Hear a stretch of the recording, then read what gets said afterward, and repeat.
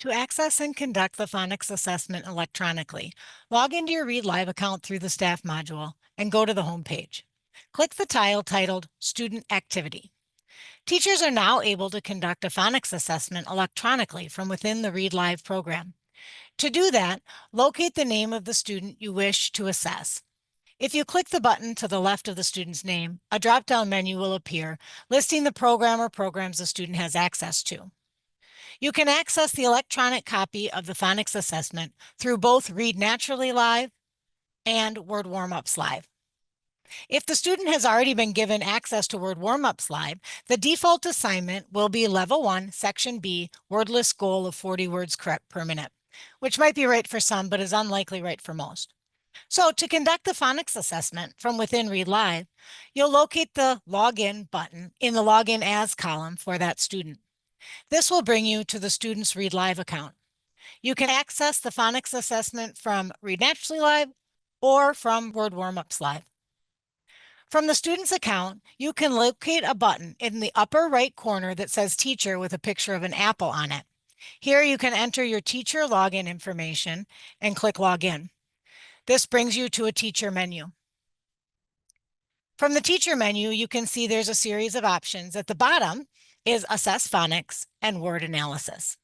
When you click on that, you'll see there are two options.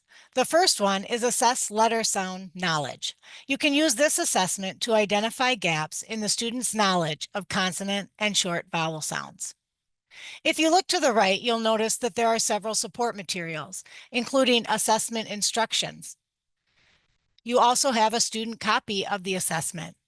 This can be used to have a student read the assessment from paper while you record it electronically. Finally, there's a phonics skills and assignment options PDF. This lets you know which skill is taught where, from within Read Naturally Live Phonics series, as well as within Word Warm-Ups Live. The next item down is Assess Decoding Skills. Based on the information Read Live has about this student, the suggested starting point for assessing decoding skills is Level 1, Section B1, short AIO. Again, those support materials are located to the right, so we can just get started with that assessment. As we enter each item, the student pronounces the word or word part that is written on the left side of the screen. If the student gets the answer right, you simply click Correct. The response fills in with the correct answer because that's what the student read. If the student gets it incorrect, you can enter what the student said. This can be helpful when you look back at a report that will let you know not just that it was incorrect, but in what way. Sometimes students get the answer correct, but they might have a slow decoding or a self-correction. So you can put that in the notes section that will again appear in your reports. If the student does very well on the assessment, it will suggest that you continue testing. We will be put in the next section up. If the student continues to do very well in this early CVC skills assessment, she can go through it rather quickly and it won't take much time.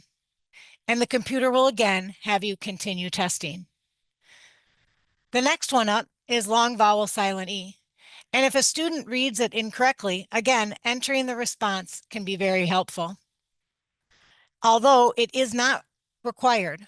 Notice if I click incorrect, I am allowed to click next without filling anything in. If the student does poorly on this assessment, it's going to want us to stop testing and choose next.